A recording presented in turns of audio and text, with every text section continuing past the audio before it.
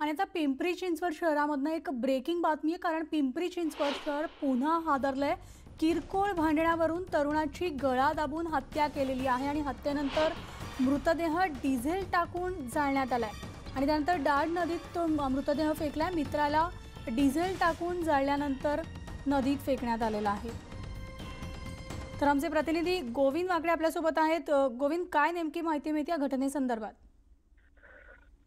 म्हणाली अत्यंत गंभीर हा सगळा प्रकार आहे। किरकोळ वादातून 4 तरुणांनी त्यांच्याच ओळखीतल्या एका 19 वर्षीय मुलाचा खून केला। त्यानंतर त्याला डिझेलनं जाळलं आणि त्याची उरलेली त्याचे अवशेष होते, हाडं होती, ती नदीपात्रात फेकून दिली। खरं तर 4 महिन्यापूर्वी घडलेला हा गुन्हा आहे। मात्र पिंपरी पोलिसांना एक छोटी माहिती मिळाली होती, त्याकडे त्यांनी दुर्लक्ष केलं नाही आणि या सगळ्या प्रकरणाचा छडा लावत त्यांनी हा गुन्हा उघडकीस आणलाय।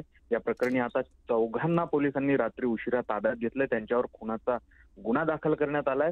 अत्यंत किरकोळ कारण होतं, एकमेकांमध्ये थोडे वाद होते, मात्र हे 4घही त्या तरुणासोबत नशा करायला बसले आणि त्यातनं त्यांचा वाद झाला। त्यानंतर वाद विकोपाला गेला आणि एकाने त्याचा गळा आवळला।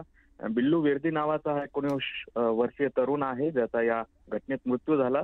पोलिसांचं यासाठीच विशेष कौतुक आहे की त्यांनी या घटने संदर्भात त्यांना एक छोटी माहिती मिळाली होती, त्याच्याकडे दुर्लक्ष केलं नाही आणि छडा लावत या 4घांना तात्काळ ताब्यात घेतलं। आता त्यांना बेड्या ठोकण्यात आलेल्या आहेत आणि हा गुन्हा उघडकीस आलेला आहे। 4 महिन्यापूर्वी घडलेली घटना, जो मुलगा यामध्ये मयत झालाय त्याचे तो बेपत्ता झाल्याची एक तक्रार दाखल होती।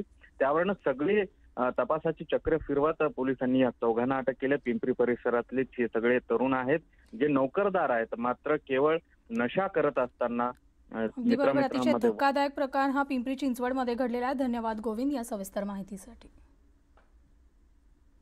यानंतर आणखी एक ब्रेकिंग बातमी आहे नागपुरातून। नागपूरच्या लष्करी बाग परिसरामध्ये 30 ते 35 वाहनांची तोडफोड करण्यात आली आहे। मध्यरात्री काही अज्ञात व्यक्तींकडून वाहनांची तोडफोड करण्यात आलेली असून रस्त्याच्या बाजूला उभी असलेली वाहनं फोडलेली आहेत, तर पाचपावली पोलिसांकडून आरोपींचा शोध सुरू आहे।